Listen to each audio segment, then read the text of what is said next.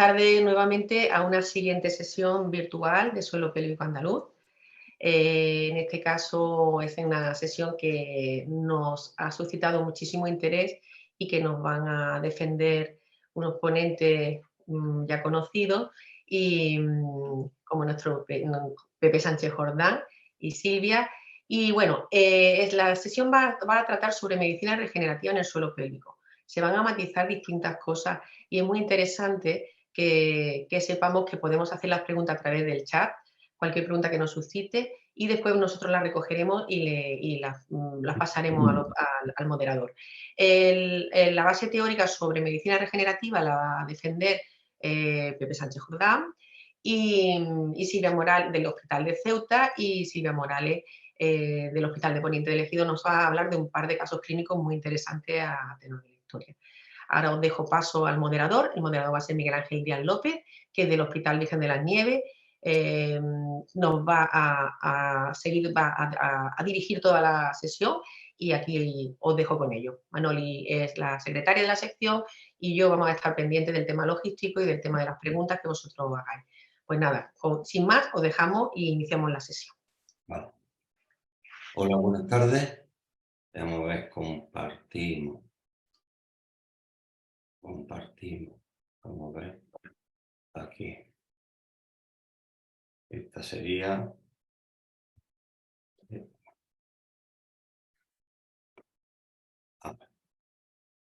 Esta. Ya se ve, ¿no? Sí, perfecto. Vale. Pues entonces... Vamos a ver. Tengo que agradecer muchísimo a Maribel y a Manoli, pues que me hayan dejado ser moderador de esta charla sobre medicina regenerativa en el suelo pélvico.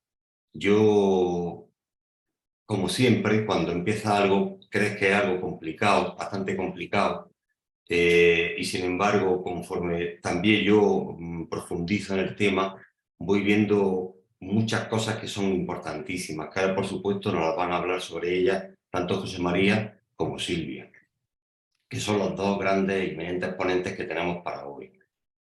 Y yo tengo que hablar de medicina regenerativa, y la medicina regenerativa, la definición sería esta: es un campo amplio que incluye la ingeniería de tejidos, pero también incorpora la investigación sobre autocuración, donde el cuerpo usa su propio sistema, algunas veces con ayuda de material biológico extraño, para recrear células y reconstruir tejidos y órganos. Los términos ingeniería de tejidos y medicina regenerativa han llegado a ser intercambiables, ¿vale? En ese mundo en el que nos movemos. Si me meto en internet y veo medicina regenerativa o busco medicina regenerativa, me sale en el PubMed 54.261 resultados en los 5 últimos años. Si me meto en medicina regenerativa en el suelo pélvico, ya me salen menos, son 58 solamente, ¿vale? Pero ya empiezo a ver, y además desde hace tiempo, porque fijaros, son 38 congresos nacionales de la Sociedad Española de Medicina Estética, que también habla de esto. Hace muy poco, todavía más reciente, del 9 al 11 de marzo, se ha hecho el segundo Congreso Nacional de Ginecología Estética Funcional y Regenerativa en Valencia, en el cual se han hablado de temas tan importantes como estos que estamos viendo aquí, ¿no? Es decir, ácido hialurónico y implante, regenerar las células madre, cómo pasar de la estética a la cirugía funcional, dermatosis, es decir, muchísimos temas importantísimos, como ven. Pero claro, yo me pregunto una cosa, es decir, ¿por qué no hemos hablado antes en la sociedad nuestra, tanto nacional como andaluza, de medicina regenerativa? ¿Es que teníamos miedo a salirnos fuera de nuestro campo? Es una pregunta. ¿Por desconocimiento? Quizás por ser un campo más de la estética, de la dermatología. No lo sé. La verdad es que no lo sé. Quizás también nos ha asustado un poco, pues que en julio de 2018 la FDA nos lanzó un warning diciendo: oye, el láser que tanto estamos utilizando en esta medicina regenerativa y tal, no está aprobado todavía para las indicaciones ginecológicas. Y la Sociedad de Uroginecología Americana nos dice, oye, no hay consenso ni conclusiones sobre las terapias con dispositivos vaginales basados en la energía. Se usan clínicamente sin estudios científicos preliminares y poco conocimiento del perfil de eficacia y seguridad con el uso de terapias energéticas urovaginales, sus indicaciones, contraindicaciones, régimen de mantenimiento, etc. Todo esto probablemente es lo que nos ha dado miedo a seguir y a ver, ¿no? Y a plantearnos esta situación. Entonces, yo me pregunto, y yo creo que eso nos va a hablar sobre ello profundamente José María y Silvia. Si nosotros podemos estar o estamos ya en el mundo de la medicina regenerativa, no lo sé si estamos o podemos estar. Si tenemos que esperar a que haya más estudios para empezar a aplicar técnicas en este mundo de la medicina regenerativa, vale, yo creo que eso es importante y eso va a ser ahora la base pues, para que tanto José María Sánchez Jordán, que va a ser el interlocutor primero, que nos va a profundizar en la teoría, ¿vale?, de ese mundo regenerativo en el suelo pélvico, como después Silvia Morales, del Hospital de Poniente, con estos dos casos clínicos. Yo dejo para que nos profundice en el tema a José María a partir de ahora. Y una cosa sí, me han dicho que por favor, vídeo y audio los tengáis apagados, ¿vale? Para que no haya problemas de interconexión. Gracias a todos. Hola, buenas tardes. Creo que me toca a mí defender la medicina regenerativa. Sin duda es un asunto fácil porque la medicina regenerativa se defiende sola. Es quizás la manera que tiene nuestro organismo de recuperarse y de regenerarse. Por tanto, lo único que tenemos es que saber cómo está la naturaleza y ir en ese sentido. En cuanto a la medicina en suelo pélvico, pues quizás cuando creamos el grupo de suelo pélvico allá por el año 2004 y después sección en el 2005, pues poco se hablaba de suelo pélvico, suelo pelviano, suelo pélvico, eso qué es y tal, y ahora todo el mundo habla de él y lo conoce. Entonces, la medicina regenerativa yo tengo una especial ilusión en esta ponencia porque creo que es un poco una desconocida en el mundo de ginecología, pero tremendamente conocida en otros mundos. No quiero quizás abusar de nuestro tiempo y entonces voy a intentar compartir mi pantalla para no extenderme más en la presentación de lo que voy a deciros. En principio, para mí la medicina regenerativa empieza en el 2012, cuando se habla en el premio Nobel del japonés y el inglés de la reprogramación celular. Eso realmente es el camino porque la medicina regenerativa va desde la oncología hasta cualquier rama que podamos pensar en la medicina. Para mí empezó en mi rodilla porque descubrí hace muchos años que la única manera que tenía de recuperar el cartílago condral en mi articulación era precisamente poniendo PRP, que no es otra cosa que utilizar la forma que tiene mi organismo de regenerarse.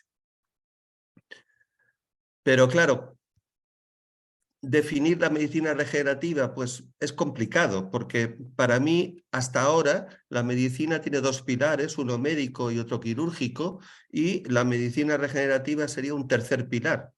La medicina curaría, la cirugía extirparía y la medicina regenerativa es la que repara nuestras células, tejidos y órganos y los repara normalmente a lo largo de nuestra vida. Lo que hemos aprendido es un poco la fisiología de esa reparación y aplicarla en distintos, circunstancias que nos puedan interesar. Hacer un resumen de todo va a ser complicado, voy a ir perfilando solamente. PRP, por haber hablado primero de ello, pues significa que cogemos nuestra sangre, buscamos las plaquetas, centrifugando ese suero, y esto lo utilizamos porque ponemos en marcha los factores de liberación que provocan que tienen las plaquetas para regenerar, para reparar, para curar aquella herida o aquel problema que haya. El láser no me voy a entretener mucho porque quizás vamos a hablar de él un poco más en el caso clínico, pero quiero decir que el láser de CO2, porque láseres hay muchos, que es el que yo utilizo, tiene la dulzura de los microlesiones controladas que damos en la vagina para rejuvenecerla, hasta la agresividad de vaporizar unos condilomas. Por seguir un poco esta, digamos, presentación de lo que podemos tener, el Plasmajet es otro sistema que nos va a servir mediante una estimulación eléctrica y una repermeabilización de las membranas, pues hacer un tratamiento sin riesgo de quemadura, sin anestesia, seguro, cómodo, indoloro y sin necesidad de hormonas y antibióticos, y va a producir una estimulación en la producción de colágeno, un aumento en la vascularización de los tejidos, una mejora del metabolismo celular y aumentando el riesgo y la elasticidad de la fascia suburetral, pues vamos a conseguir un auténtico rejuvenecimiento en la vagina, como lo demuestran las presentaciones de citologías. Varios terminales son los que podemos utilizar. La segunda cosa que os quiero ilustrar es sobre la radiofrecuencia. La radiofrecuencia la utilizamos en multitud de campos, desde quemar unos miomas hasta utilizarla como sensor en cuanto a la estimulación o el reconocimiento de las metámeras de los nervios. Pero yo voy a hablar aquí de las radiofrecuencias que utilizamos para regenerativa, que puede ser monopolar, bipolar, tripolar, etc. Realmente es un foco de calor que recepciona la bipolar, el segundo polo, y la monopolar, la placa que tengamos puesta, y da una banda de calor entre los dos polos. Y esa banda de calor lo que va a hacer es disolver la grasa y reactivar la musculatura, en pocas palabras. Resonancias hay muchas, quizás por ser un poco, digamos, quedar con una de ellas, pues a mí me gusta concretamente esta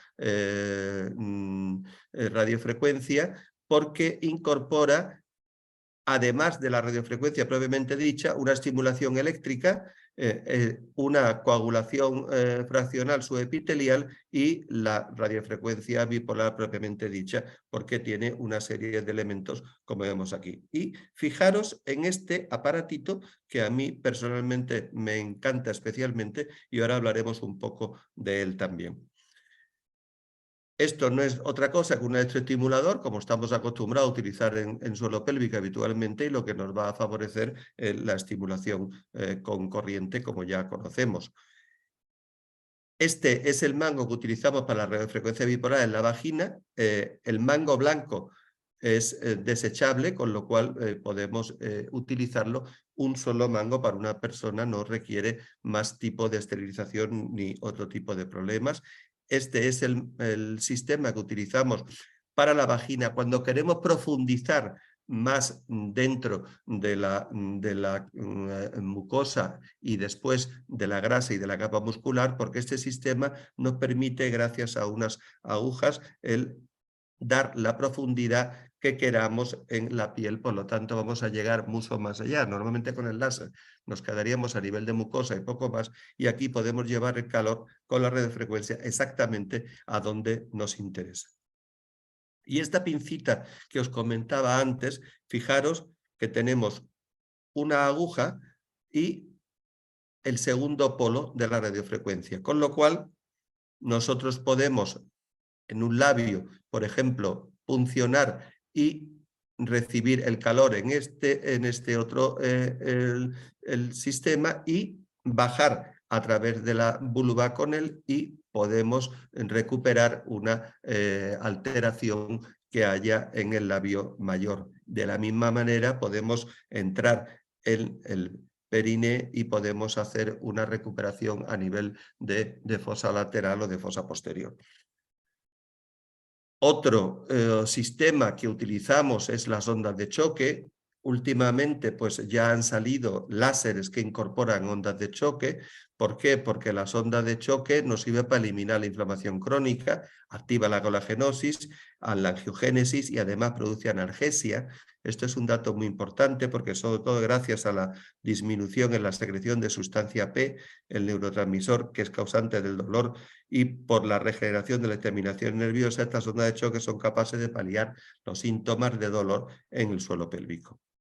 La silla, el electromagnetismo, que ya lo vimos en alguna sesión anterior, pues nos va a permitir hacer una contracción controlada, hacer unos ejercicios de Kegel multiplicado por 10.000. Bien, pues esto sería un pequeño repaso. Indudablemente me dejo muchas cosas porque no he hablado de ozonoterapia, no he hablado de 1000 cosas que no me vienen a la cabeza, pero quiero deciros que realmente existen muchas cosas para conseguir aprovechar, que es de lo que se trata en definitiva, el sistema de regeneración, de rejuvenecimiento que tiene nuestro organismo. Me gusta especialmente la palabra regenerativa porque en el caso del suelo pélvico sabemos que la salud vaginal es responsable en el suelo pélvico y por tanto esa regeneración de la vagina, esa salud en la vagina va a ser no solo una cuestión estética, sino una cuestión estática y funcional. Por tanto, aquí no me gusta hablar de ginecoestética porque no pretendo o no creo que el tema del suelo pélvico vaya por ahí. Pero sí es importante que de la misma manera que hace unos años aprendimos a mirar la vagina, pues hoy tendríamos que mirar la vagina, el periné y la vulva, porque son importantes para la sensación de la visión corporal que tiene la mujer y sobre todo porque es el origen, como decía una buena amiga mía, de los demonios. Ese periné es el origen de muchos problemas y de mucha patología que podemos solucionar. Bueno, ¿y qué tiene que ver el Veleta con todo esto? Y lo que es un centro de alto rendimiento. Pues tiene que ver porque hace muchos años ya nuestros atletas iban a una altura. ¿Para qué? Para conseguir que el organismo pudiera suministrar más oxígeno y por tanto diera más rendimiento. Y esto se consigue solamente estableciendo unos tiempos en una altura determinada, hay menos presión parcial de oxígeno y por tanto el organismo se encarga de elevar las concentraciones de hemoglobina, que es en definitiva la que transporta la mayor parte del oxígeno y con esto llevar oxígeno a los tejidos y tener más rendimiento, mejor referencia en lo que vayamos a hacer. Nace después de esto la cámara hiperbárica como tratamiento médico. Ya existía la cámara hiperbárica para hacer un tratamiento de los accidentes de buceo. Yo como militar conocí todo este proceso en Cartagena, donde existe la mayor cámara para tratamiento médico, y se desarrolló precisamente una medicina basada en los efectos que el oxígeno tiene sobre los tejidos y que nadie discute hoy que tiene 1000 aplicaciones, desde curar una úlcera a una fractura abierta por la capacidad que tiene la oxigenoterapia de producir rejuvenecimiento y mejorar los tejidos en general. ¿Qué es, por tanto, la medicina hiperbárica y el oxígeno hiperbárico? Pues existe una Sociedad Española de Medicina Hiperbárica, lo mismo que existe una sociedad internacional, y que define la medicina hiperbárica como aquella que se aplica en un entorno de una presión atmosférica superior a unas 4 atmósferas y un oxígeno respirado por encima o sobre el 100%. Mientras que existe la oxigenoterapia hiperbárica, no debemos confundirla, porque esta trabaja con presiones hasta 1,4 y por tanto el oxígeno que se respira no es del 100%, sino es del 99-98%. Y esto permite hacer un uso dentro del campo sanitario sin la reglamentación tan estricta que tiene la medicina hiperbárica. Por tanto, la oxigenoterapia es un tratamiento natural, no se considera médico, se considera estético porque no es invasivo, es seguro, porque no tiene las complicaciones de la cámara hiperbárica grande que hemos visto. Se utiliza en una cámara hiperbárica pequeña con una, digamos, presión muy por debajo de la que hemos dicho, y esto permite respirar un oxígeno a unas concentraciones que mejoran su actividad en los tejidos, en el plasma. ¿Qué efectos fisiológicos tiene el aporte de oxigenación extra en los tejidos? Pues se han descrito hasta más de 120 efectos. No quiero aburriros con todo esto, pero digamos que como primer punto restablece la función mitocondrial en la célula, o sea que pone en orden la fábrica de la célula, refuerza el sistema inmune, optimiza la capacidad regenerativa del cuerpo, por lo tanto, mejora la microcirculación, dato muy importante, disminuye el edema, la inflamación y el dolor, reduce por tanto la fatiga, activa la producción endógena de células madre. Ya os digo desde ahora que todos nuestros tejidos tienen un pool de células madres para su autorregeneración. Estimula el oxígeno la formación de nuevos vasos sanguíneos, la neovascularización, regula el estrés oxidativo y la respuesta inflamatoria, potencia la actividad bactericida, como no puede ser de otro modo, estimula la producción de melatonina favoreciendo el sueño, favorece, muy importante, la angiogénesis, la osteogénesis, la reparación ósea, etc. Aumenta el flujo sanguíneo, mejora la concentración para la memoria y el sueño, acelera la cicatrización y la recuperación de lesiones y, en general, protege y cuida la piel. Por eso se ha extendido mucho en cuanto al tratamiento hiperbárico en medicina estética. Muy importante que, a diferencia de las cámaras hiperbáricas de grado médico, en las cuales se utilizan presiones altas, vuelvo a repetir, con presiones de oxígeno al 100%, en la oxigenoterapia hiperbárica la presión es más suave, tanto de la cámara como el oxígeno utilizado, pero la eficacia es muy, muy similar. ¿Y por qué digo todo esto? Porque he intentado plantear que efectivamente en lo que lleva el oxígeno a los tejidos es la hemoglobina. El oxígeno libre en la circulación es prácticamente indetectable. Estamos hablando de un 2, un 4% en el mejor de los casos. Pero ¿qué pasa? Que cuando utilizamos terapias como estamos hablando, pues la aumentamos hasta 500 veces. Por tanto, somos capaces de llevar oxígeno a los tejidos, de crear nuevos vasos, con lo cual llegará hemoglobina, etcétera, etcétera, con lo cual vamos a regenerar esas úlceras o vamos a poder regenerar una vagina, como ahora veremos. ¿Y por qué? Porque tiene una eficacia muy similar cuando utilizamos oxígeno a alta presión o cuando disminuimos un poco la presión, pero lo damos directamente en el tejido, como vamos a ver ahora. Estas son las cámaras pequeñas. ¿Y qué, digamos, qué experimentaría, qué efectos fisiológicos tendría la oxigenoterapia? Pues es muy variable de unos, digamos, pacientes a otros. De la misma manera que un PRP, que realmente son las plaquetas tuyas, pues será muy variable en función de la calidad y la concentración de plaquetas que tenga un individuo u otro. Por la oxigenoterapia va a ser un poco igual. Pero en líneas generales, fijaros qué efecto tiene. Tiene un efecto antioxidante que ya 24 horas después de la primera sesión se produce, se pone de manifiesto. Hay, para disminuir el dolor, pues necesitamos 5 o 10 sesiones. Para disminuir los marcadores de inflamación, pues de 1 a 5 sesiones. Para el dolor, por ejemplo, pues necesitaríamos a lo mejor 10 o 20 sesiones si queremos regenerar vasos. Si queremos estimular a esas células madre que hemos dicho que están, pues a lo mejor necesitamos de 20 a 40 sesiones. Pero es que cuando damos oxígeno por encima de esas 40 sesiones, vamos consiguiendo elongación de los telómeros. Y esto es un efecto anti-age verdadero y, por tanto, estamos realmente potenciando el rejuvenecimiento de los tejidos. Por tanto, hay una amplia experiencia en la utilización de oxígeno en los tejidos, como podréis ver aquí en estas páginas que os pongo para poder valorar y poder buscar efectos realmente del oxígeno. ¿Y por qué os cuento yo todo este rollo? Pues os cuento porque disponemos hoy en día de un sistema fácil y cómodo para suministrar ese oxígeno directamente donde nos interesa. Llámese la vagina o llámese la vulva.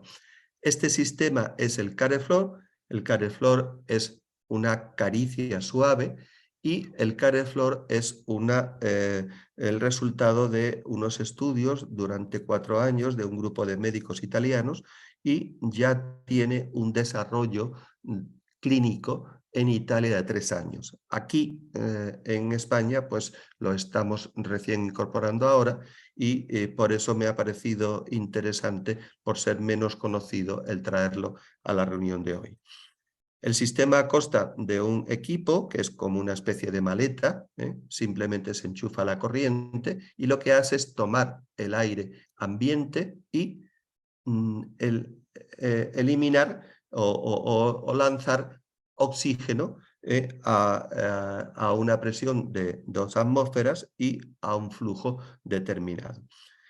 Tiene un tubo conector, que es el que saca el oxígeno del equipo para llevarlo mediante esta cánula desechable vaginal dentro de la vagina o mediante este aerógrafo en la vulva. Y lo combinan con una sustancia que es una solución que llaman de Careflor, que no es otra cosa que un ácido hialurónico de baja densidad. No es un ácido hialurónico reticulado como podemos utilizar para hacer relleno. Es un ácido perfectamente diluido. Por supuesto, tiene recomendación FDA, tiene marca CE y tiene todo tipo de estudios que podamos pensar o necesitar. Por insistir un poco en el efecto del oxígeno, la oxigenoterapia tiene un potente efecto regenerador, como hemos visto, es antibacteriano y bioestimulante, aumenta lógicamente la biodisponibilidad o la disponibilidad de oxígeno en los tejidos, favorece por tanto el incremento de los procesos de reparación tisular y aumenta la síntesis de colágeno, muy importante, permitiendo la hidrosilación normal de esta proteína. De hecho, cuando tenemos tensiones de oxígeno inferiores a las normales, el colágeno no se sintetiza correctamente, por lo cual se ralentiza la cicatrización de úlceras y heridas. No olvidemos que todos los sistemas que utilizamos, láser, radiofrecuencia y tal, lo que persiguen es por el calor la activación del fibroblasto y la producción de un colágeno de calidad cuando tenemos una temperatura ideal en el sitio, que no es muchas veces fácil de conseguir. Por tanto, tenemos que el oxígeno, además, tiene un estímulo neoangiogénico porque libera factores de crecimiento endoteliales y favorece la neoformación de vasos y, por tanto, mejora la microcirculación en situaciones comprometidas como puede ser una vagina atrófica y restablece el flujo vascular normal de las zonas hipóxicas para tener una correcta regeneración tisular. ¿Y qué es el ácido hialurónico? Pues realmente es un humectante que además tiene propiedades reparadoras e hidratantes en la mucosa vaginal. De hecho, tenemos infinidad de productos con ácido hialurónico que lo tenemos de la farmacopea para poner dentro de la vagina. Pues digamos que la idea del proceso es asociar precisamente el oxígeno al hialurónico para dar tratamiento. Aprovechamos los factores para conseguir el estimular vasos y para incrementar la síntesis de colágeno que produce propiamente el oxígeno, junto con la propiedad humectante y sobre todo la propiedad de poner en comunicación unas células y otras que tiene el ácido hialurónico y de esta forma pues conseguimos efecto. Publicaciones, pues hay todo un libro de publicaciones científicas que sirvió para la publicación. Aquí os pongo unas cuantas, no quiero aburriros. y existen cantidad de estudios pendientes de publicación comparando cualquier cosa que os podáis imaginar. Por tanto, presentamos aquí una solución sin dolor, seguro, agradable, que no tiene efectos secundarios. No vamos a producir una lesión en el tejido por dar demasiado oxígeno. No tiene riesgo para el paciente, no tiene riesgo para el médico y por tanto lo podemos repetir las veces que haga falta. Y lo de la rentabilidad, bueno, pues si hablamos de toda la parafernalia de la maquinaria, desde ondas de choque, láser, radiofrecuencia y tal, pues es una solución realmente bastante más asumible y bastante más fácil que todo esto. Pero ¿para qué tenemos indicado precisamente el oxígeno? De momento tenemos 6 indicaciones: vestibulitis, candidiasis recurrente, atrofia vaginal, incontinencia dependiendo de la atrofia, lógicamente, líquen escleroso, muy importante, por eso vamos a hablar hoy de líquen, y escozor uretral. La necesidad de trabajar sobre esta patología a nivel europeo, pues lo podéis ver aquí, estamos hablando de cientos, de miles, de millones de pacientes. Realmente la prevalencia que tiene es una infección de repetición en una vagina perimenopáusica, pues no tengo que decirlo, es tremenda. Todo el mundo estamos viendo casos constantemente. Y el líquen, que es una cuestión que sí hemos tenido interés en sacarle porque está aumentando la incidencia muchísimo. Hemos pasado de la craneosis vulvar de antiguo a tener líquenes demostrado anatomopatológicamente en niñas, o sea que no es solo la deprivación estrogénica. El líquen realmente es una alteración inmunológica, los problemas inmunológicos se han disparado, sabéis, y por tanto el líquen realmente es un problema social. Hay pacientes que están realmente desesperadas porque no hay forma de controlar esa enfermedad, porque el corticoide no podemos estar utilizándolo eternamente. ¿Qué resultados tenemos? Pues los resultados, lógicamente lo iremos viendo con esto, pero los resultados que reportan los italianos después del uso clínico en 3 años, estamos hablando de más de un 80% en prácticamente todas las patologías que estamos hablando. En el caso de la candidiasis recurrente, que tenemos muy pocas armas y el láser realmente no nos está sirviendo, pues garantizamos que en 3 meses no vamos a repetir la candidiasis en un 94% de los casos y en 6 meses en un 83% de los casos. Existe todo un diseño de qué tratamientos podemos hacer en cuanto a la cantidad de distribución de oxígeno hialurónico que tenemos que suministrar, que lo vamos a pormenorizar brevemente. En la candidiasis recurrente haremos una administración de oxígeno durante 20 minutos. En los primeros 5 minutos vamos a dar con el aerógrafo oxígeno y una pequeña cantidad de solución de hialurónico, solamente 3 mililitros. Después, con la cánula vaginal, daremos 10 minutos solo de oxígeno y una tercera fase, 5 minutos más, los 12 mililitros restantes de hialurónico junto con el oxígeno en vagina. Haremos 5 tratamientos, 1 cada semana y tendríamos solucionado el problema. Y como decía, es especialmente útil y sin competencia frente a otras terapias como por ejemplo el láser.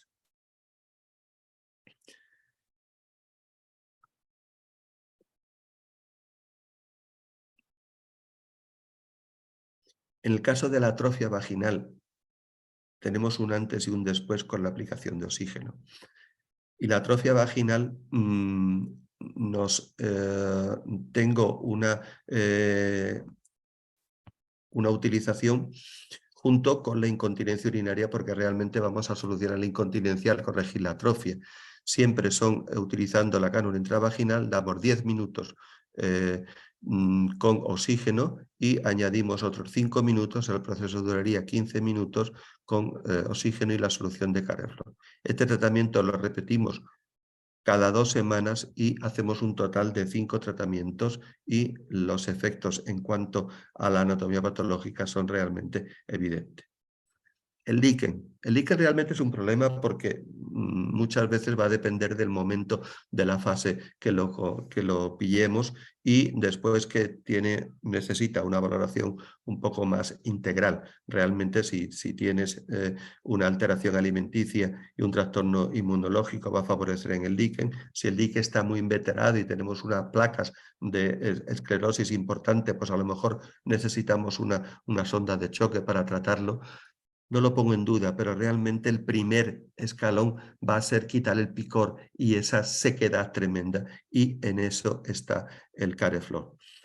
Damos 5 tratamientos, 1 cada semana.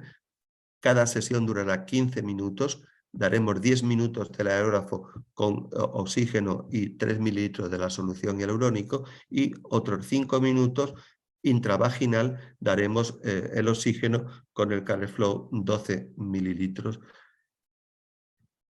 En el caso del escozor uretral, muy importante también porque no hay tratamiento para esta patología. La radiofrecuencia y el láser no suele ir bien en estos casos y nos bastaría con 6 tratamientos, 1 cada semana y 2 tratamientos adicionales, 1 cada 2 semanas. Siempre 20 minutos en la vulva con el aerógrafo. El aerógrafo nos da un flujo continuo de oxígeno y tenemos que tener la precaución de distribuirlo por la vulva sin tocarla, pero a muy poca distancia, para que no se contamine con el ambiente. Entonces, damos 20 minutos de oxígeno y el hialurónico. Y como decía, es un tratamiento importante en esta patología porque no tenemos rival. Y solamente quería decir unas palabras sobre el ozono, simplemente para evitar confusiones. El oxígeno es una molécula neutra, el ozono es una molécula fuertemente oxidante. El ozono lo que va a hacer es aumentar el daño y llamar a la reparación del tejido. Por extensión, digamos, algo parecido a lo que haría el láser. El oxígeno aumenta la biodisponibilidad de oxígeno en los tejidos y, por tanto, produce neoangiogénesis, vascularización, antimicrobiano, antiinflamatorio, etc. Mientras que el ozono lo que haría es crear un estrés oxidativo, induciendo así la retirada de oxígeno y trayendo oxígeno, digamos, de los distritos corporales cercanos. El efecto antibacteriano del oxígeno es claro, sobre todo en las anaerobias, mientras que no tiene el ozono una acción especialmente selectiva. En cuanto al oxígeno, estimula la producción de lactobacillus, lógicamente, con los beneficios que esto tiene, y el ozono pues, no hace nada en este sentido. Por tanto, y por hacer un pequeño resumen, digamos que el Careflow nos va a servir para todos estos procesos que hemos dicho, pero sobre todo en la candidiasis recurrente y el del escozor uretral no tiene, digamos, igual con otros sistemas que conocemos en regenerativa. Y después tiene una serie de ventajas que yo he intentado reducir aquí. Cuando tú haces un láser, una radiofrecuencia, creas un daño y tienes que dejar un tiempo. Y por tanto, pues el láser pues dice 7 días, cuidado, no hagas esto o lo otro. La radiofrecuencia, pues 2 o 3 días. En el Careflow tú haces el tratamiento y a la hora siguiente pues no tienes que hacer absolutamente nada. Normalmente cuando hacemos un tratamiento y damos calor al tejido o producimos pequeñas microabrasiones como hacemos con el láser, pues necesitamos unos días y poner unas cremas para aliviar esta cicatrización y repararlo. En el caso del Careflow, pues no hace falta ninguna. En el caso de los láseres y la radiofrecuencia, pues hay que plantear la esterilización de los sistemas. Hoy día esto también se ha mejorado bastante porque en el caso del láser que yo tengo, pues la mujer compra una funda, que es la que ponemos sobre el manípulo del láser, que es solamente de ella. Pero es que encima el Careflow tiene todo elemento desechable, o sea que la cánula intravaginal es una cánula que es de un solo uso que después se tira. En cuanto al precio de compra, pues ya lo hemos hablado un poco antes, no tiene color y por tanto el precio que podemos aplicar por el tratamiento pues también será infinitamente menor. En definitiva, este es el barco donde yo estuve en Haití y lo he sacado aquí porque yo entiendo el CareFlow como un vehículo para ayudar a otros tratamientos de regenerativa.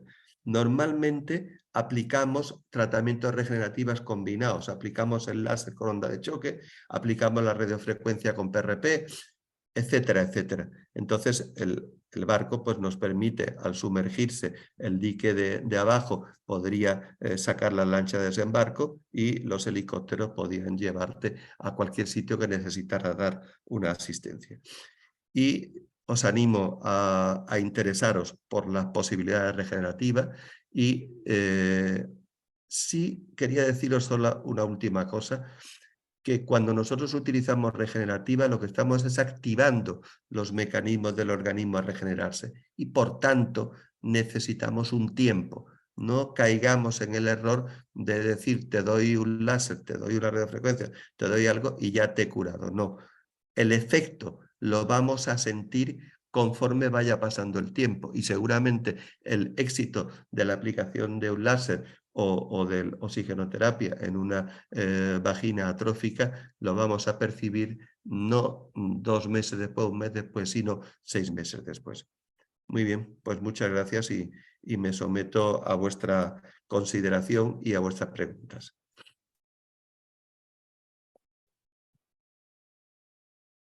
No sé si Maribel y Manoli.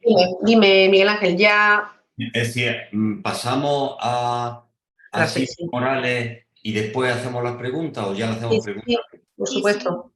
Vale, pues entonces, vamos, gracias Pepe, porque yo pienso que es una información que desconocíamos hasta ahora y yo creo que nos abre un mundo importantísimo en el mundo nuestro, ¿no? Tenemos que reconocer que hay cosas que se pueden tratar de otra manera y sobre todo que hay cosas que se deben de regenerar, ¿no? Y para eso nos ha abierto un campo y yo creo que a partir de ahora pues falta profundizar en él, es lo que yo creo, ¿no? Habrá muchas preguntas que ahora te las iré haciendo conforme las vayan presentando nuestros compañeros. Lo siguiente va a ser pasar a los casos clínicos que nos va a desgranar Silvia Morales Muñoz, que es compañera ginecóloga en el Hospital Poniente de Almería. ¿Vale? Muchas gracias. Buenas tardes, soy Silvia, como me ha presentado Miguel Ángel. Vamos a presentaros un par de casos clínicos de uso de láser en ginecología. Esta presentación no se basa en la experiencia, porque yo no tengo ninguna experiencia en el tema, se basa más en la ciencia. Por lo tanto, cualquier duda que os surja, yo intentaré solucionarla, pero si no, Pepe, que tiene muchísima experiencia en este tema, pues estará encantado de solucionarosla.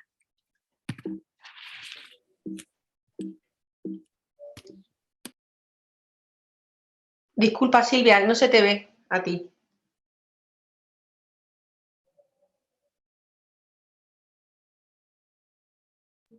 ¿Ahora?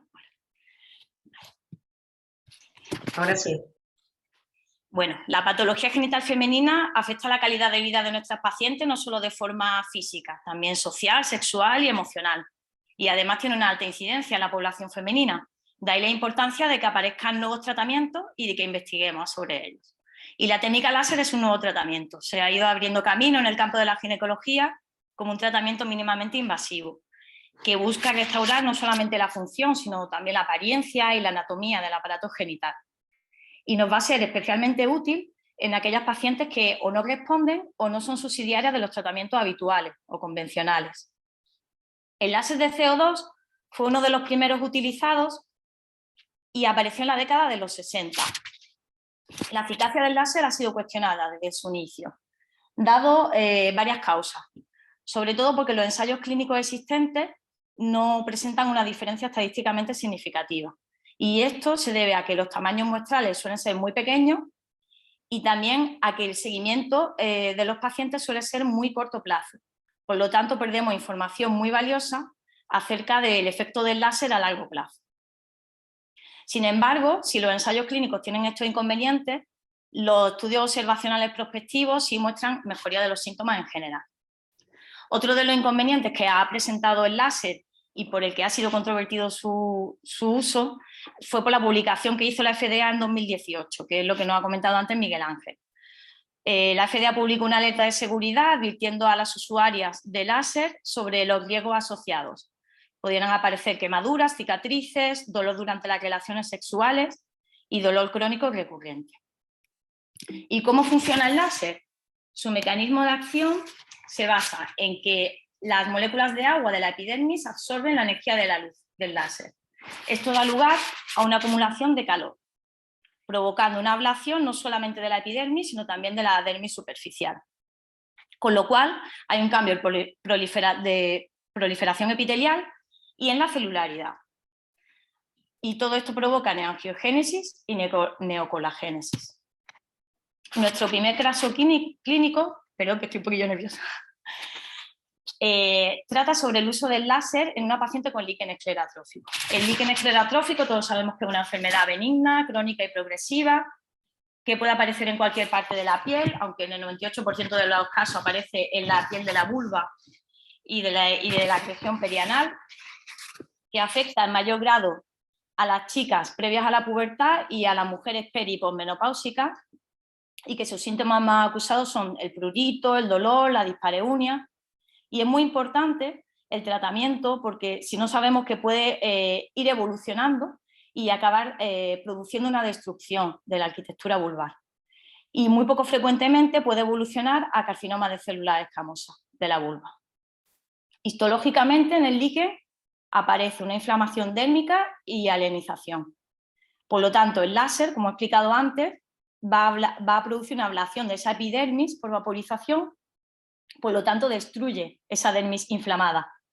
Y al regenerarse se crea una nueva normofuncionante, por lo tanto disminuye la hiperkeratosis y aumentaría la eficacia de los corticoides tópicos.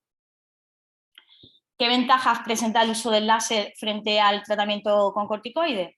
Pues además de su buena adherencia, el láser no provoca inmunosupresión local ni tampoco atrofia. El tratamiento del líquen, sabemos todos cuáles son las líneas. El tratamiento principal son los corticoides de alta potencia, como el clobetasol, y la mayoría de las pacientes suelen responder. Pero para esas pacientes que tienen un líquen persistente, tenemos que pensar siempre en la segunda línea de actuación. Y aquí el láser de CO2 puede ser una opción bastante efectiva. Nuestro primer caso clínico es una paciente de 51 años, menopáusica, con antecedentes de interés, hipertensión y dislipemia en tratamiento, que consulta porque presenta prurito en genitales. El prurito es de larga evolución y lo ha tratado ya con varios tratamientos pautados por su médico de atención primaria, como el clotrimazol, esto es muy habitual. Además, la paciente al autoexplorarse nos refiere que ha notado cambios en la piel de la vulva. A la exploración podemos ver unos labios menores blanquecinos, la piel liquenificada y pequeñas placas hipertróficas. Se realiza toma de biopsia y se pauta un tratamiento inicial con clobetasol. La biopsia posteriormente pues, nos informará y nos confirmará el líquen, apareciendo una hiperkeratosis, adelgazamiento de la epidermis, lo que he comentado antes. En la revisión a los 2 meses, la paciente nos cuenta que a pesar de haber realizado el tratamiento con corticoides de manera adecuada, persiste el prurito. Entonces se le ofrece tratamiento con segunda línea a elegir entre tacrolimus o láser de CO2. La paciente opta por la segunda opción y cuando se le da 3 sesiones separadas unas 2 semanas. Cuando volvemos a ver a la paciente nos comenta que ha presentado tanto una clara mejoría del aspecto vulvar como del prurito, que este es mucho más leve y que le permite tener una buena calidad de vida. Y bueno, ¿qué evidencia científica tenemos sobre el uso del láser en el líquen esclerotrófico? Pues la mayoría, como he dicho antes, esto va a ser una coletilla, ¿vale? La mayoría se basa en estudios que tienen un tamaño muestral pequeño y un periodo de seguimiento corto. Pero también la mayoría coinciden en que hay una mejoría tanto de las relaciones sexuales como de los síntomas vulvares. Y además, bajo porcentaje de pacientes que necesiten un nuevo tratamiento. Aquí os he traído un par de estudios actuales publicados en Obstetrics and Gynecology. Este primero es un ensayo clínico aleatorizado con una N muy pequeñita de 37 pacientes en el que se comparaba el uso del láser con tratamiento simulado. La mejoría histopatológica no fue significativa estadísticamente, por lo que se concluye que el láser no es eficaz en monoterapia.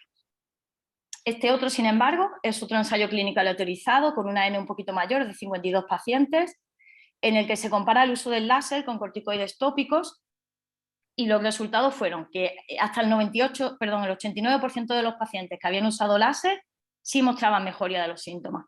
Sin embargo, tan solo el 62% de las pacientes tratadas con corticoides mostraron mejoría de los síntomas.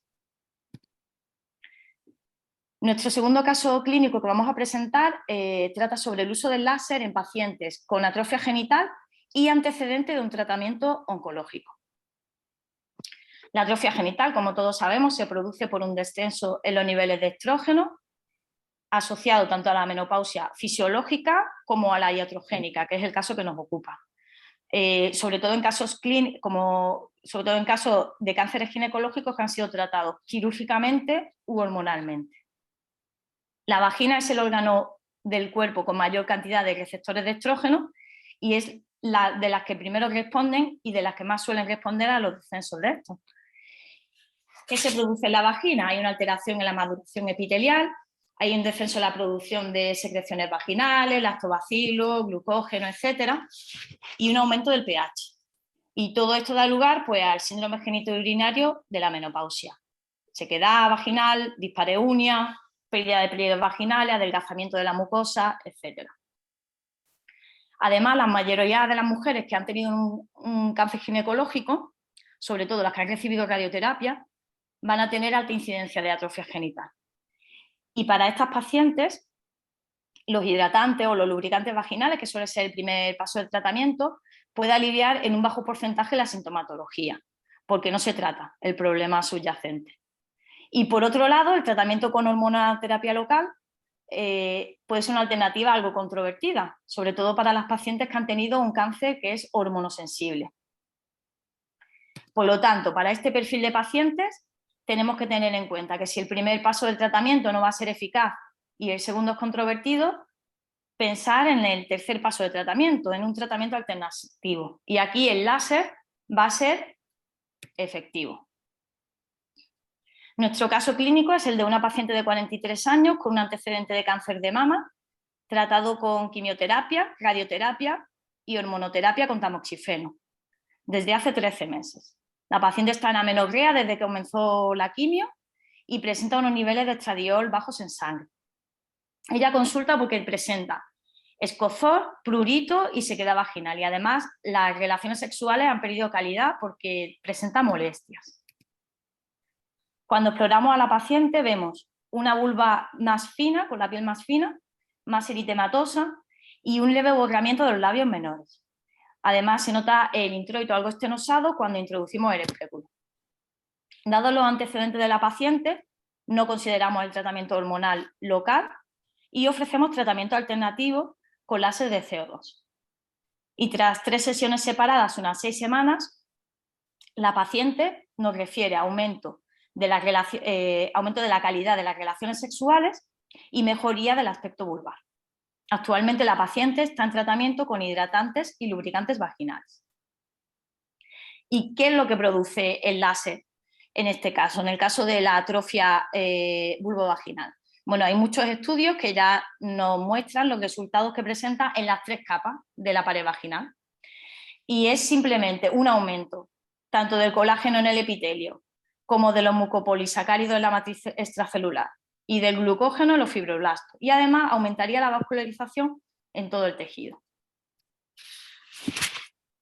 Con respecto a la evidencia del láser en la atrofia vulvovaginal, pues también son estudios con bajo tamaño muestral y poco seguimiento, pero muchos estudios observacionales prospectivos hasta la fecha que sí sostienen que el tratamiento con láser es efectivo.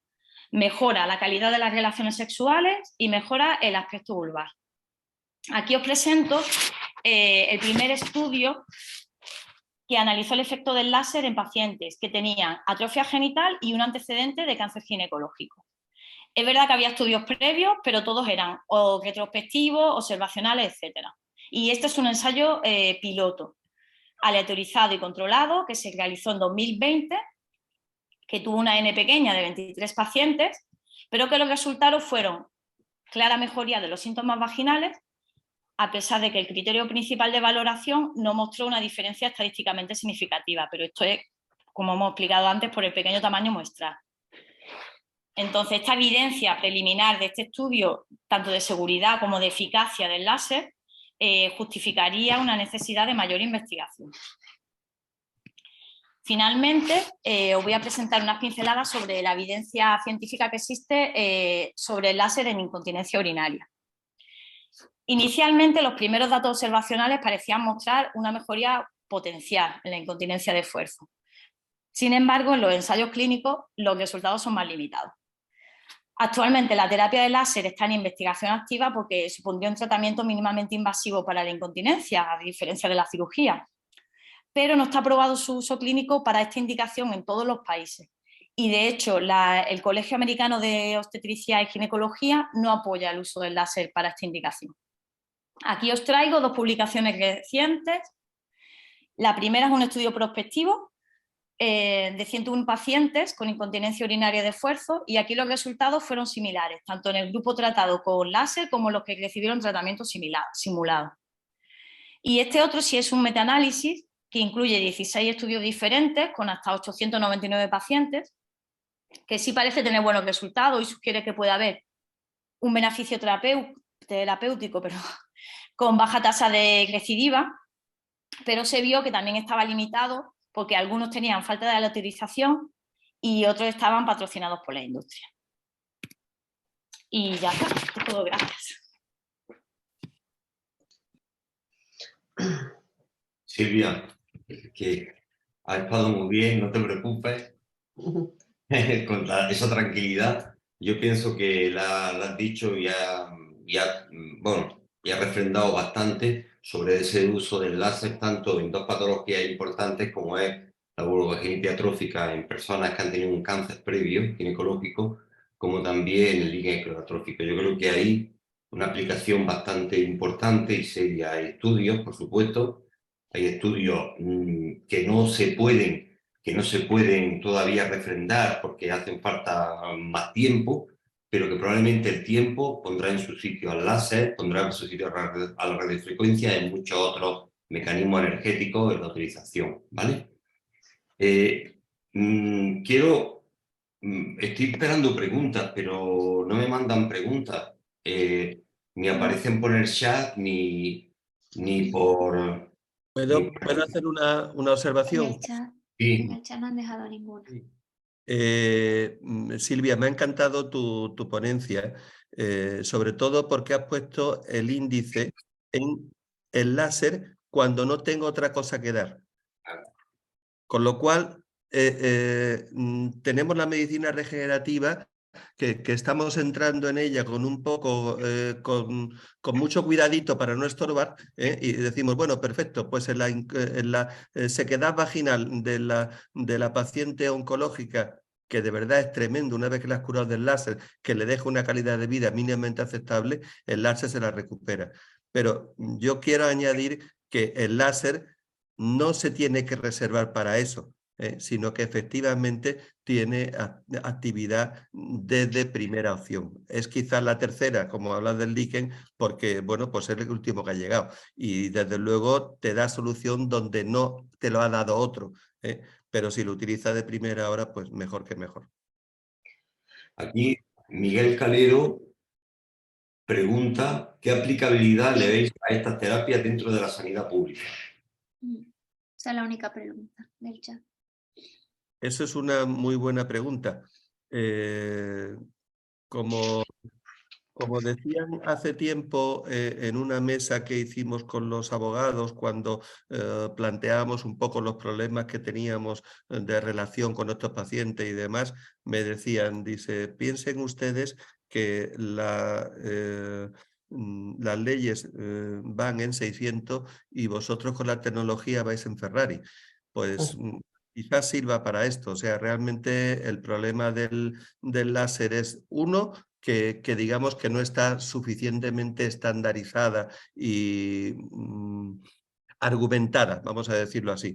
y dos, bueno, que seguramente se irán incorporando. Ahora mismo hay algunos centros públicos que utilizan láser, y que utilizan ozonoterapia, digo ozono y no oxígeno, que utilizan radiofrecuencia y que utilizan PRP. Ojo, porque el PRP estamos acostumbrados a los kits que vienen que tienen un precio, pero un farmacólogo en un hospital puede perfectamente preparar tu PRP para uso, digamos, de lo que necesites. O sea que realmente eso también es quizás un poco el intentar... intentar en la pública, pues, digamos, implementar estas terapias. Tengo una pregunta que haceros que me ha hecho, bueno, que se ha conectado antes Isabel Gasca, y creo que se ha tenido que salir de la charla. No, estoy aquí, ¿eh? Ah, Isabel, pues habla tu hija. Me gustaría que hablara tú. Venga. Pues Bueno, no, coméntame lo que me has comentado a mí, quiero que lo comentes también aquí. Bueno, mi único comentario ha sido que se habla de láser como en general, cuando hay muchos tipos de láser, que creo que es importante definir cada tipo de láser. Y después que los protocolos concretamente para líquen, hay un protocolo de láser con plasma y con plaquetas que se está usando con muchísimo éxito. Incluso hay cosas publicadas al respecto que están muy bien. Entonces, bueno, no sé qué experiencia tenéis, o sea, las personas que han hablado de láser, no sé qué experiencia tienen, si hablan de láser en general, si se habla de láser solo de CO2, porque creo que hay mucho que hablar en ese sentido. Mira. Ahora, dime. No, termina, creía que habías terminado.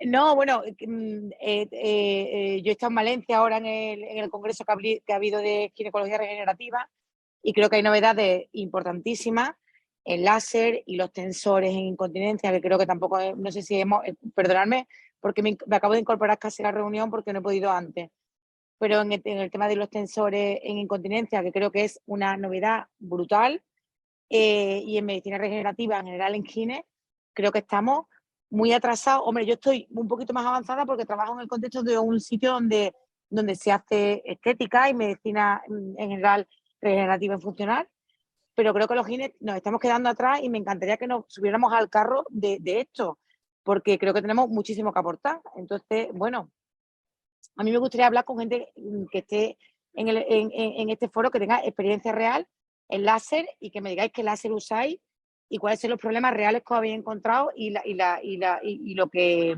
pensáis del funcionamiento de vuestro láser. Sí, mira, me encanta tu comentario y bueno, hacer en una sesión de media hora un resumen de lo que ha sido el Congreso de Valencia, que hemos estado 3 días de congreso, pues realmente es difícil. En cuanto a la calidad y la cantidad de láser, pues tenemos láseres de muchos tipos, efectivamente. El primer láser que yo tuve ocasión de disponer de él allá en el Hospital Militar fue para la histeroscopía en el láser de neodimio. Los láseres que utilizan los urólogos no tienen nada que ver con lo que estamos hablando. Quizás la duda se plantea siempre entre Herbio y CO2. Esta discusión la tenemos en casi todos los foros. Hace 2 años lo tuvimos en la SGP en Málaga. Uno que defiende el herbio, otro que defiende el CO2 y realmente, bueno, el que estés acostumbrado a utilizar. Yo personalmente utilizo el láser de CO2, creo que el CO2 es el rey, creo que el láser de CO2 es el más extendido, el más utilizado y entonces, bueno, pues por eso lo hablo de él. Porque sabe ser tan suave como un herbio y tan agresivo como un CO2, que es lo que es, ¿no? Digámoslo así, ¿no? Las indicaciones y todo, pues claro, de cada tema tendríamos que hablar en particular. Yo ya de aquí me ofrezco modestamente y públicamente para que comentéis en privado conmigo cualquier incidencia que podáis tener en este tema. Mi intención es abriros un poco los ojos que la medicina regenerativa existe, que la medicina regenerativa va a existir más y que es un carro que tenemos que subirnos y ya está. José María, mira, no sé cómo se aplica el Careflow, no lo sé. Parece que es solamente como nebulizador, ¿no? Nebulizando. Sí. Es decir, si nebulizamos dentro de la vagina, comprendo perfectamente que se queda en un sitio cerrado, pero la nebulización sobre la vulva, ¿cómo consigue ahí tal? Porque crea mucho oxígeno en una zona que está abierta como la vulva, ¿cómo lo consigue con el Careflow? Dura lo que dura. No, no tengo más respuesta. En la vagina tampoco es un sitio cerrado. La vagina se sale. Cuando estás aplicando el hialurónico, al final esa humedad es líquido que va cayendo. Entonces tú das un lavado durante un tiempo. Entonces se ha demostrado, los italianos han dicho que ese tiempo es suficiente para conseguir el efecto. Y entonces tú, digamos que esparces durante y el oxígeno que realmente coge el tejido en la vulva, en el líquen, es el que recoge cuando tienes el aerógrafo a 2 milímetros de la piel. En el momento que lo haces, pues ya está. Y la acción sobre las candidiasis recurrentes, que a mí me llama la atención porque es un gran problema que tenemos en la clínica, Justo. que mejora la microbiota y una acción parecida a la que podía hacer los estrógenos, disminuyendo el pH, aumentando el glucógeno, ¿cómo actuaría? Es una acción bactericida propia del oxígeno frente a las bacterias, en primer lugar. Y en segundo lugar, es una acción regeneradora de la mucosa. En el momento que tú regeneras la mucosa, sabes bien que con cualquier técnica, me da igual un PRP que un láser, que tú hagas crecer la mucosa vaginal, vas a conseguir recuperar la microbiota. Y la microbiota y el trofismo es lo que realmente te corta la prevalencia de la infección. Ella. A Silvia, perdonad, le preguntaría una cosilla porque no le hemos hecho ninguna pregunta. Es decir, está claro que cuando hablamos de atrofia o de síndrome genitourinario en la menopausia, atrofia vaginal, en las personas que han tenido un cáncer, que no le podemos poner estrógeno, que no le podemos poner otra serie de cuestiones, ahí el láser está más que indicado. Pero tú utilizarías también al mismo tiempo los dilatadores. ¿Y qué protocolo harías? ¿2 tandas cada cuánto tiempo? ¿Haría después una de refuerzo? Explícame un poco sobre eso, por favor. La verdad, Miguel Ángel, que no sabría responderte. Y no he leído estudios sobre el uso de los dilatadores. No sé si Pepe tiene más experiencia en esto. Yo experiencia no tengo, ni de protocolos ni nada. Con respecto a esto que tú has dicho, durante los 5 años de tratamiento que la paciente está con hormonoterapia no se puede dar tratamiento hormonal local. Luego sí. Luego ya se han publicado muchos estudios y está probado ya que se puede empezar con tratamiento hormonal local. Pero con tus preguntas no sé responderte, la verdad. No sé si Pepe... Una pregunta que me gustaría hacer, cuando nosotros estamos en la sanidad pública y no tenemos la posibilidad de hacer láser, ni el oxígeno, ni nada, como segunda escalón terapéutico ha hablado Silvia sobre el tacrolimus. Alguna vez lo hemos utilizado y las pacientes presentan como muchísimo picor. Queremos quitar el picor de un líquen y las mujeres no lo toleran, como mucha irritación. ¿Qué experiencia tenéis vosotros con respecto a esta sustancia? Aunque no sea medicina regenerativa, me gustaría que me dierais algún tipo de noción. Yo no tengo experiencia. Vale. A lo mejor alguien de la sala. Maribel, ¿me oye? Sí, te oigo, ¿Me Isabel. oís? Mira, Sí. el tacrolimus produce efectivamente a algunas mujeres un pico de picor brutal. Inicial, ¿vale? sí. Inicial brutal, suele desaparecer al poco tiempo, ¿vale? Eso dura, pues a lo mejor, pero voy a poner el vídeo que a lo mejor es más se me ve y es más fácil, que eso suele durar poco tiempo, ¿vale? Entonces, se puede usar, es verdad que hay mujeres que no lo toleran, pero si tienes un poco de paciencia, se tolera. Otra cosa que se ha hecho en Valencia acerca de los corticoides, que creo que es interesante, es que se ha hablado mucho y los ginecólogos tenemos mucho en cabeza de que el corticoide a largo tiempo en realidad es malo o es malo para la paciente. Pero en realidad, si tú usas poco corticoide durante largas temporadas de tiempo, no se ha visto ningún efecto secundario negativo en el uso de corticoides. O sea, se puede usar grandes cantidades de tiempo, ¿vale? Y por último, el tema de los dilatadores, que lo acabáis de comentar, a mí me parece esencial el uso de dilatadores en todas las mujeres que necesiten abrir la vagina.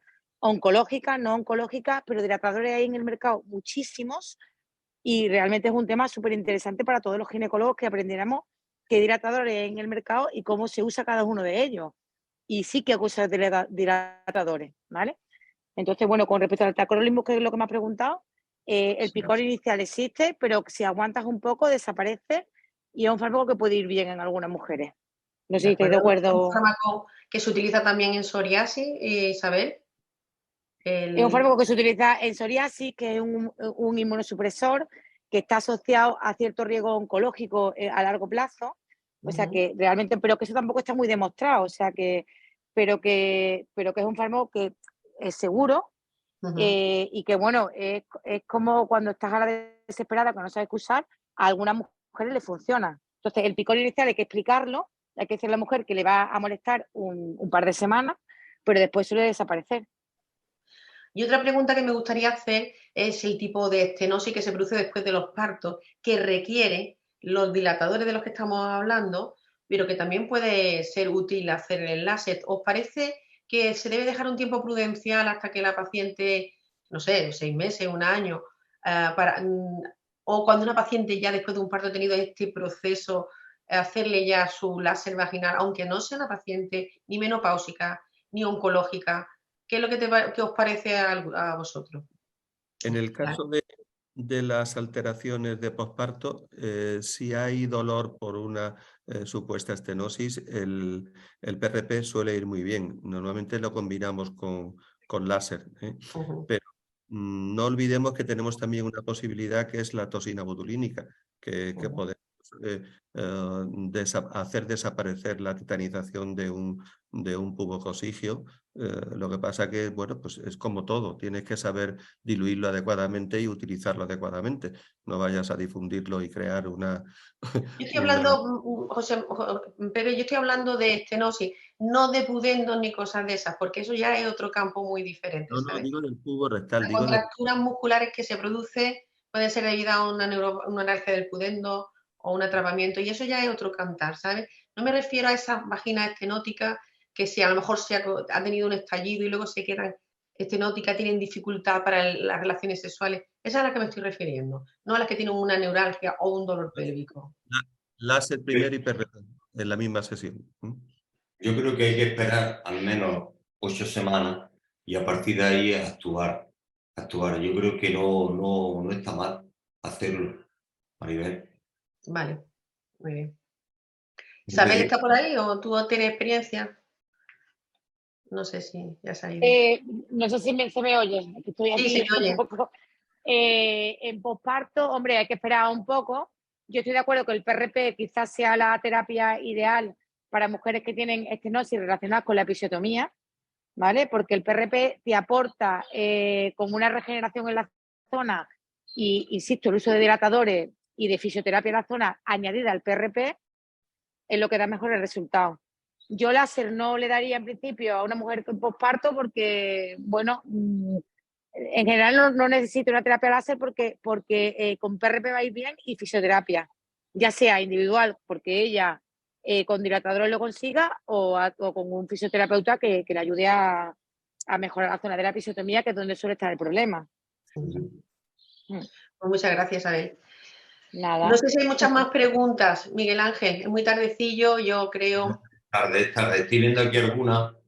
A ver. Sí, yo te las he mandado, Miguel Ángel. Y, por ejemplo, me imagino que no habrá ahora mismo ningún ensayo clínico sobre terapia con oxígeno, ningún ensayo clínico importante, ¿no? Con PP. Sí, pretendemos de aquí a septiembre tener una mínima experiencia o un grupo suficiente y montar algún ensayo. Pero Y después también hablan, como ya última pregunta, tiene su aquel la pregunta, si la oxigenoterapia o la ozonoterapia en una colocación, tras una colocación de la malla, una extrusión y todas estas cosas, o una infección posterior, que si la disminuiría, que si mejoraría la utilización de la oxigenoterapia. Me parece una pregunta, Miguel, muy rebuscada, pero vaya.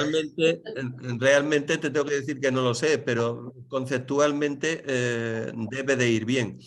De todas formas, el problema real en una extrusión de malla es que unas vas bien y no le hacen nada y ahí siguen toda la vida, y otras, pues hagan lo que haga, te dan constantemente problemas. Esa es la realidad.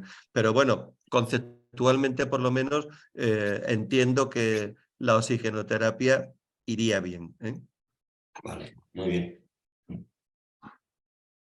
Bueno, pues quiere terminar, hacer algún resumen y Miguel Ángel. Hombre, el resumen es que yo creo que todo lo que estamos utilizando, todo lo que estamos utilizando y todo lo que se utiliza parece que va en la línea del aumento de colágeno, en la línea del aumento de la angiogénesis de los vasos, en la línea de la analgesia, ¿no? En esa línea va todo, la radiofrecuencia, el láser, la oxigenoterapia, el CIPA, todo. Entonces, yo pienso que en medicina regenerativa nos tenemos que acostumbrar a oírla, la medicina regenerativa, que nos podemos confundir algunas veces con medicina estética, pues a lo mejor nos confundimos, nos tenemos que meter a una mezcla de las dos cosas, no lo sé, lo que es medicina estética, lo que es medicina regenerativa, pero en ese mundo no queda más remedio, porque hay cosas como la hiperlaxitud, hay cosas como la hipertonicidad, hay cosas como esas que habrá que tratarlas de alguna manera. Esas vulvas que se quedan muy atróficas, esas vulvas que se quedan muy arrugadas, que la mujer darle otro tono, darle otra forma, todas esas cosas habrá que verlas de otra manera. Esa abulsión del elevador o esa rotura, que a lo mejor en el futuro las células madre tengan algo que decir, ¿no, Pepe? Claro. Es un mundo... Hay temas que me he prometido a mí mismo no tocar, pero no me puedo resistir. Yo hablé en el congreso último de suelo pélvico con Jordi Casado de hacer un programa utilizando, sabiendo que ecográficamente podemos perfectamente ver el defecto que tengamos después de un parto, y sabemos que podemos recuperar, porque los traumas lo hacen con el tendón de Aquiles o con otros, que podemos recuperar la inserción de un músculo, aplicar alguna terapia con PRP sumado a factor vascular estromal o últimamente sumado a esosomas. Pero de momento debemos ser muy cautos porque yo creo que el futuro irá por ahí, pero no es presente. Los hilos extensores, como se ha dicho, sí es presente. Sí es presente porque se llevan utilizando en otras partes del cuerpo durante mucho tiempo y sí es presente. Y quizás cuando hacemos el tratamiento con hilos tensores lo que hacemos es aplicar hialurónico y PRP junto con los hilos tensores porque ayudan. Entonces, ¿por qué no vamos a utilizar un PRP cuando reparamos una episiotomía? Pues posiblemente por ahí vayan los tiros. De momento esosomas en España solamente tenemos a nivel dérmico. Entonces, bueno, pues habrá también que esperar un poco y que nuestras autoridades se manifiesten entre lo que es terapia celular y lo que es terapia regenerativa, que también hay un abanico. Y una matización de última hora que os quiero decir que no caigamos, por favor, en la publicidad como nos tienen acostumbrados en otras especialidades. Aparte que la medicina está prohibido y es multable cuando haces una indicación que no es estrictamente médica. O sea que cuidado en este sentido. Vale. Bueno, Miguel Ángel. Pues ya está. Bueno, yo creo que ya ha llegado el momento de despedirnos. Quiero agradecer a todos los que habéis quedado hasta este momento por esta interesantísima sesión virtual. Agradecer a los ponentes por su preparación, al moderador por su magnífica moderación de toda esta charla y sobre todo decir a todo el grupo que se abre una expectativa, se abre un campo en el que el suelo pélvico también tiene que estar pendiente de lo que le conviene a la paciente que necesita, sobre todo de incontinencia, de atrofia, porque eso se ve en el suelo pélvico también y no pertenece a nadie especialmente de nuestra especialidad. Por tanto, yo creo que esto es una asignatura pendiente que tenemos y futura, por lo que nosotros como la sección del suelo pélvico andaluz hemos decidido también que le teníamos que dar una oportunidad para que nosotros nos pongamos en contacto con ella. Solo decir gracias por vuestra asistencia una vez más y bueno, pues nos iremos hablando. Ahora ya no prometo ninguna sesión más porque tenemos mucho trabajo pendiente y no sabemos si vamos a hacer otra más de aquí al verano, pero sí que es verdad que agradezco a todos vuestra participación. Un abrazo muy fuerte y hasta la próxima. Un abrazo. Maribel, no nos dejes huérfanos, que nos tiene muy mal acostumbrados. Ya veremos. Muy bien, pues buenas noches y muchas gracias.